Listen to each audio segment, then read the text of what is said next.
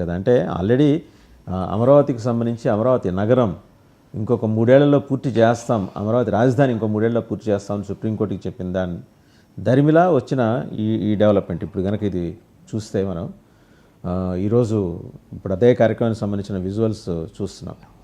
So రాష్ట్రం రూపురేఖలు ఎలా మారబోతున్నాయి? నేను ఒక్క విషయం చెప్తా మీకు.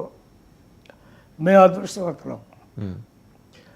ఆనాడు 95 బాబు గారు ముఖ్యమంత్రి అయినప్పుడు 2020 ప్రోగ్రాంలో మేము అందరం కూడా పాల్పంచుకున్నాం. We are very happy. ఏవైతే 2020 విజన్లో ఆయన చేపట్టారో అసలు మాకు అర్థమయ్యేది కాదు. ఈ 2020 అనే పదము ఎందుకని చాలామందికి తెలియలే ఆ రోజు. తర్వాత ఆలోచిస్తే 2020 విజన్ అనేది కంటి విజన్లో 20/20 అనేది పర్ఫెక్ట్ విజన్ అనమాట. ఆయన అది ఆలోచన ఎక్కడొచ్చిందో ఆ వర్డ్ వాడారు.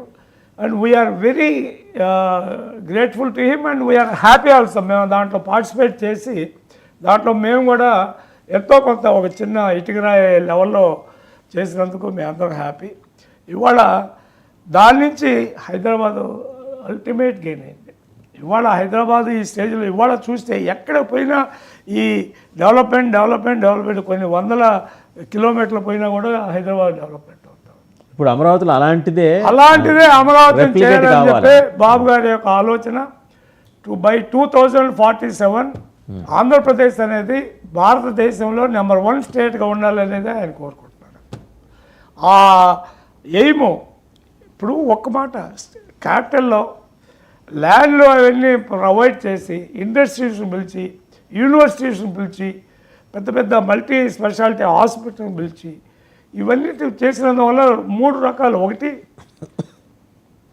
ఎకనామికల్గా డెవలప్ అవుతాం, ఫైనాన్షియల్ స్టెబిలిటీ వస్తుంది, ఎంప్లాయ్మెంట్ జనరేషన్ వస్తుంది, ఎడ్యుకేషన్ ఫెసిలిటీ వస్తుంది, మెడికల్ ఫెసిలిటీస్ వస్తుంది.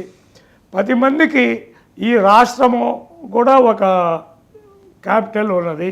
ఈ క్యాపిటల్లో వచ్చే ఇన్కమ్ తోటి, ఈ క్యాపిటల్ వచ్చే ఇన్ఫ్రాస్ట్రక్చర్ తోటి మిగతా రాష్ట్రం అంతా కూడా బాగా చేసుకోవచ్చు అని ఆయన.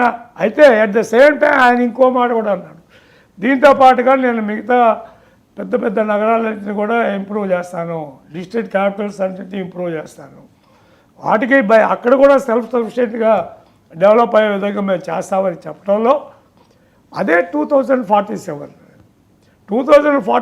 నాటికి మనము ఈజ్ ఏ సర్ప్లస్ స్టేట్ కావాలనేదే బాబు గారి కోరిక. మరి దానికి మించి ఇంకా ఎవరైనా కోరుకునేది ఏంది ఒక రాష్ట్రంలో ఉన్న జనాభా కారణం.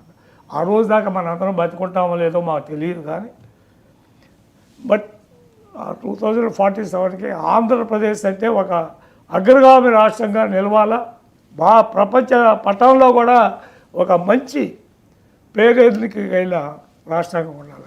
ఫైనల్గా చెప్పండి, జమిలీకి సంబంధించి